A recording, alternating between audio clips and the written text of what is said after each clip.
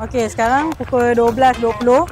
Saya nak jadi orang pertama yang menggunakan subsidi Budi 95. Jam menunjukkan 12.30 malam bersamaan dengan 28 September 2025 hari Ahad. Kami daripada Japan TV sempena pelaksanaan inisiatif Budi 95 untuk penerima sumbangan tunai ramah SDR yang bermula hari ini 28 September. Dengan inisiatif ini, penerima SDR boleh menikmati harga subsidi petrol dengan harga ringgit Malaysia RM1.99 seliter dengan dibandingkan harga yang sebenar bagi bukan warga negara ringgit Malaysia RM2.60.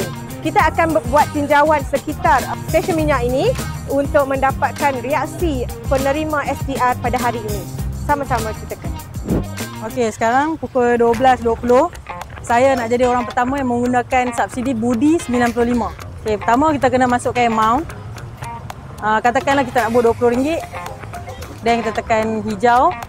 Dan kita kena tap card, buat payment.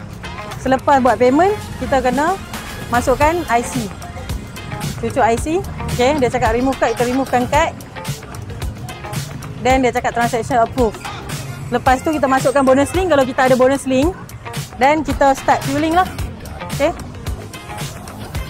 Dekat sini dia akan still tunjukkan RM2.05 lah. Tapi selepas pembayaran, dia akan keluar kat situ total amount yang selebihnya yang kita bayar. Okay, so sekarang dia amount dia dah melebihi RM20. So dia akan lebih kat situ dalam RM20.60 lah.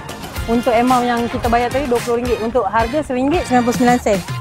Okay, lepas tu just masukkan simpan balik. Dan kat sini kita print receipt. And then dekat receipt ni akan tunjukkan total lah RM20 yang kita bayar tadi. Dan balance lebihnya.